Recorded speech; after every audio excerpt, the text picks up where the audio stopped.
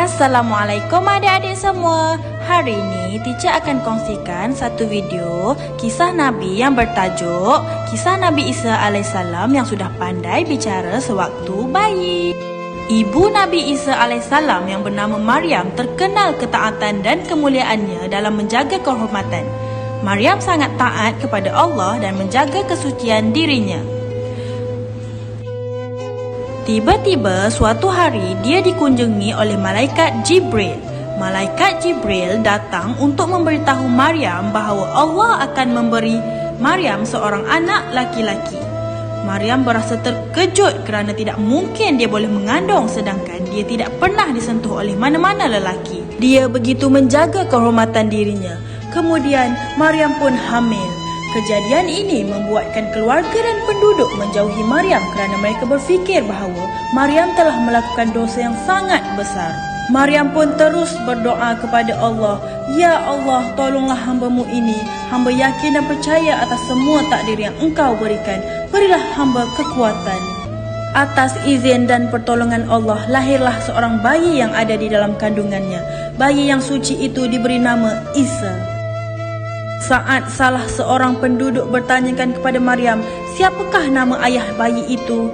Akhirnya, bayi itu pun menjawab, "Aku adalah hamba Allah," kata Nabi Isa yang masih bayi.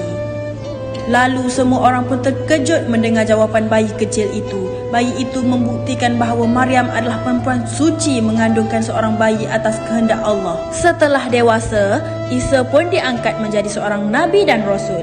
Isa berkata, "Sesungguhnya aku ini hamba Allah. Allah memberi kitab suci Injil dan Allah menjadikan aku seorang nabi." Sebagai seorang nabi dan rasul, Isa bin Maryam juga dikurniakan pelbagai mukjizat. Antaranya ialah beliau dapat menciptakan burung dari tanah dan mukjizat yang paling menakjubkan adalah beliau dapat menghidupkan orang yang telah meninggal. Namun, orang yang melihat beliau pada ketika itu menyebutnya sebagai sihir. Nabi Isa juga telah menjadi contoh bagi Bani Israel. Peristiwa ini membuatkan para pendeta berasa iri hati.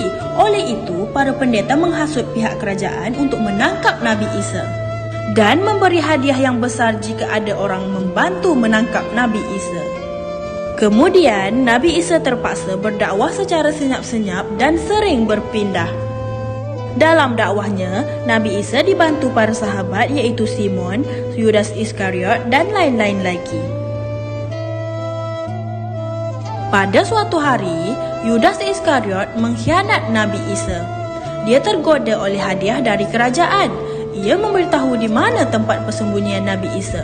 Ketika Nabi Isa dikejar oleh pasukan kerajaan, beliau akhirnya bersembunyi di gua. Kemudian, Allah mengangkat Nabi Isa ke langit. Ketika Yudas Iskariot berada di situ, Allah menyerupakan wajahnya seperti Nabi Isa.